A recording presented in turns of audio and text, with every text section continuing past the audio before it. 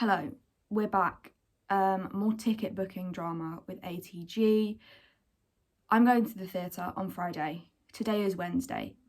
I booked my tickets, as you've seen in my other video. I booked an access ticket, a companion ticket, and then one more ticket because there's 3 of us going. But obviously I booked 3 tickets in a row because we want to sit next to each other. And I get the email through with my tickets and I will have a screenshot up here. And essentially it says I've got 1 wheelchair companion, which is perfect, 1 essential companion, which is a wheelchair position, and 1 wheelchair transfer position. Now, I read that and I think, so they're going to expect 2 people in wheelchairs to turn up. That's not happening. There's me and 2 friends. So I emailed the company a week or 2 ago when I booked the tickets, no reply. So I emailed again, no reply. They said they're going to get back to you in 24 hours. That didn't happen. So then I emailed again, no reply. I tried to call my local theatre, which I've done previously, like to book other tickets for other things. There is no longer a number to call for my local theatre. There's no number to reach the box office. There is nothing. So this morning, today's Wednesday, I go to the theatre on Friday. This morning, I called up the access line and I said the same thing to her that I said to you of, it says there's 2 wheelchairs coming, and obviously when I booked, I only booked the 1 wheelchair space and then the 2 seats next to it. Like, I didn't know, it didn't tell me that another one was meant for a wheelchair. And she went, oh. And I was like, what? And essentially what she said is, it should be my seat at the discounted rate, the companion at the discounted rate, and then I would have to pay full price for a 3rd seat, which is fine. It's completely what I expected. The 3 of us who were going agreed we'll pay for the tickets and then just split it 3 ways, regardless of who is what companion or what. Do you know what I mean? However, on the booking system, it does not allow you to book a wheelchair access seat, a companion seat, and a full price seat together. It doesn't allow you to select 3 next to each other. That's not allowed. The system thinks that a wheelchair seat only needs 1 person with them and would not go with more than 1 person. So the assumption is, let me let my dog in. So the assumption that they're making is that if you go to the theatre in a wheelchair, you're only going with 1 other person. And I don't like that. I don't like that. And I've already had to jump through so many steps to book these tickets. It's ridiculous. So then by the time it comes round to it, I'm thinking, oh yeah, I'm just going to go to the theatre. It's great. No, because it gets to 2 days before and I'm having to have phone calls and emails, and now I've got to pay more, which, as I say, I'm okay with doing. It's just annoying that that couldn't be done in the first place and that the system doesn't allow that to happen. Because what about in the future when I'm going to try and have 3 people go to the theatre? What if I went to Panto with my family? There's 5 of us. What if I was to do that? Would I have to sit by myself in the wheelchair position and my family go and sit somewhere else? Like, that's not an enjoyable experience. That's not making theatre accessible. And it just feels like with everything, there are so many extra hurdles that I so far have just sat back and gone, what's the point? Like, what's the actual point? Because I was really excited to get this access thing, get it all sorted, go through all the steps, and then to be able to go to the theatre. And now I'm like, well, that was a waste of my time because I don't want to go to the theatre because they're not easily contactable. When you do contact them, are you going to get a response? Probably not. And then it's just so many hurdles and so many different conflicts and barriers, and it's just frustrating. So I thought I'd bring you along for this second part of the journey. So far today, I've called the lady. She has said that I was supposed to pay for 1 full price ticket and then 2 accessible tickets. And unfortunately, she can't change that on her system, the access system. She cannot change that.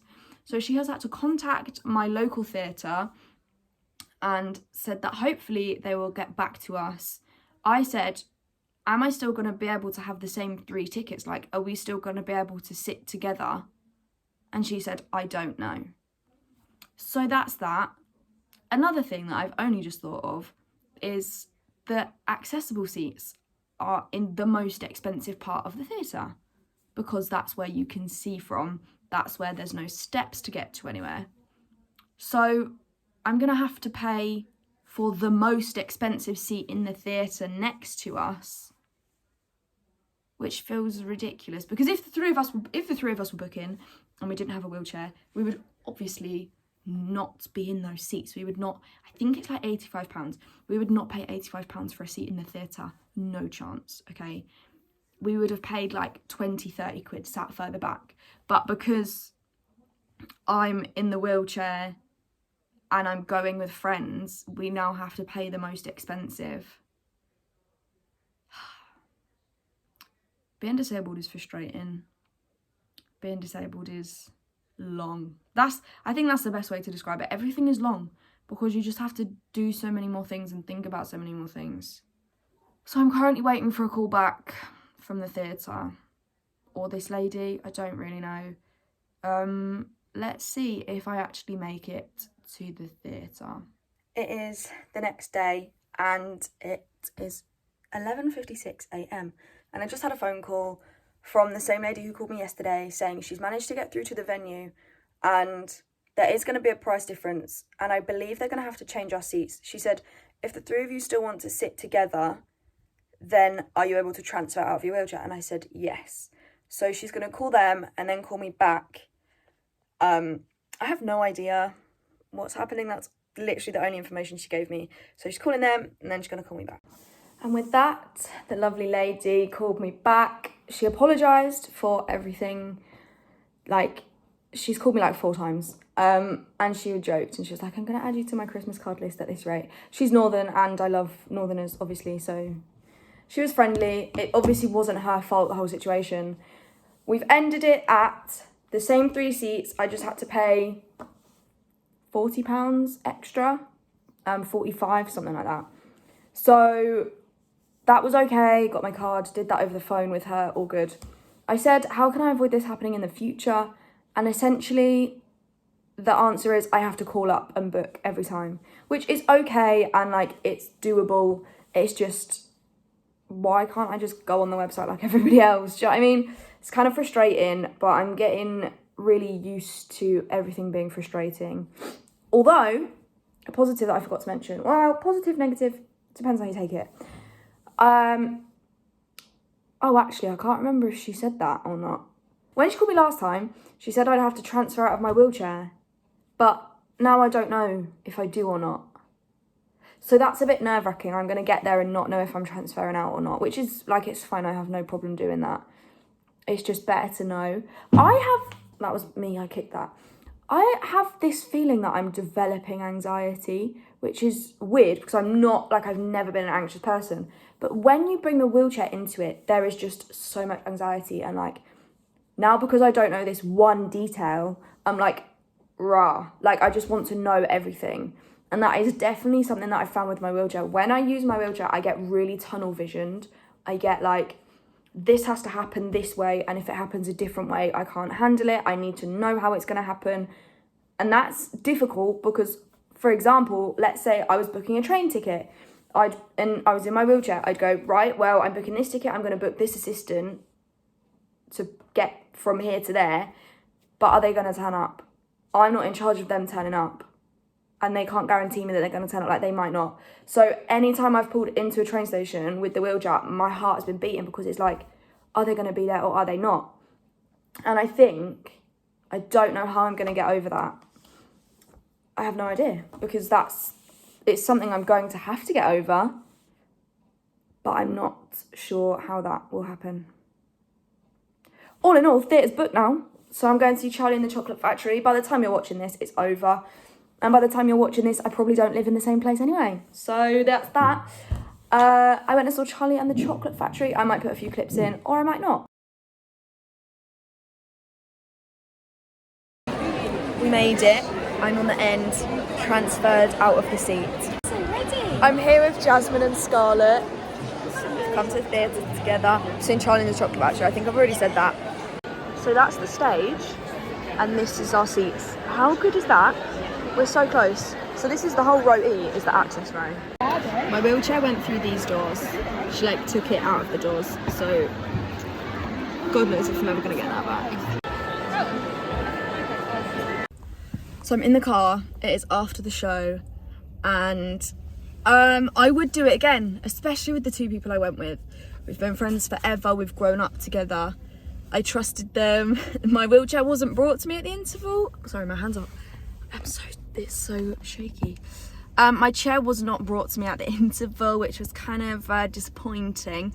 But my friend stepped up, went and got it, brought it back. We had to like nudge a few people out the way.